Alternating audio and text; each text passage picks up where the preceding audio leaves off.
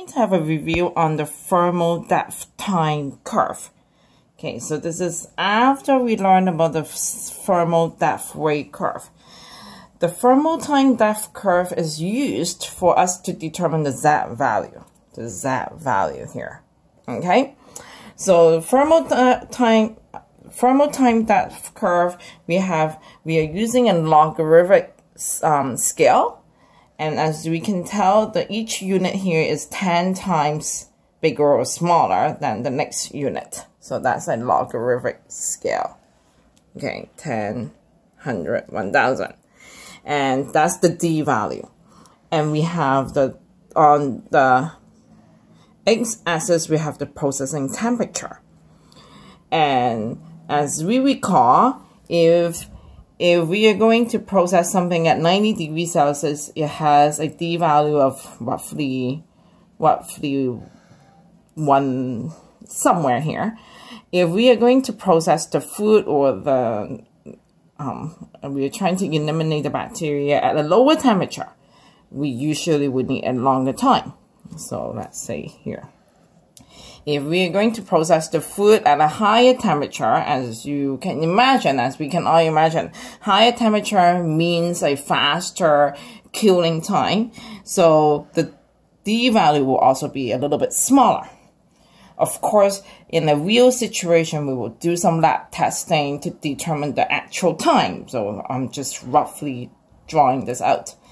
And by linking this line together, we get something called a thermal depth curve. Okay, again, they are not exactly as close to a linear graph.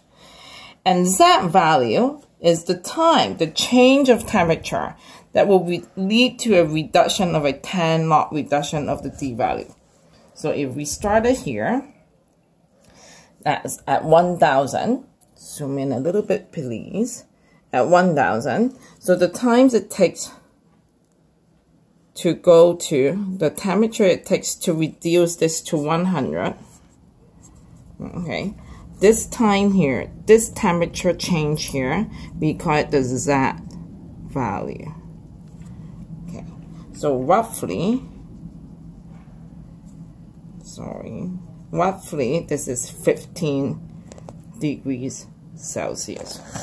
So every time when we change our temperature, processing temperature by 15 degrees Celsius, the time we need to process our food will reduce by a log value. Okay, so let's say we started with 80 degrees Celsius and the D value is 1000 seconds. Okay, at 95, every time when we change it by 15 degrees Celsius, that's the Z. Okay, then the D value would drop by a factor of 10.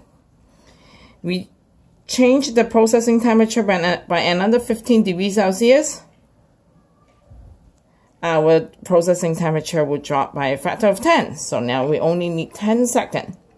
And then if we change it to 125, the D value will be 1. That's 1 second. So that means we only need to heat up our food for 1 second. It will lead to a 1 log reduction cycle. So the question is, when we process our food, and this time it's some soup with a pH of 5.3 at 125 degrees Celsius, how much time do we need to process it for? So again, the decision is it going to be 5D or 12D? Okay, are we going to do it for 5 times 1 second or 12 times 1 second? I'm just going to leave you to think about it here. This is a pH of 5.3. That means we need to be extra careful because this is a low acid food. The answer would then be 12D. And we need to process this food for only 12 seconds. This is at a higher temperature, shorter processing time. That's also the other idea behind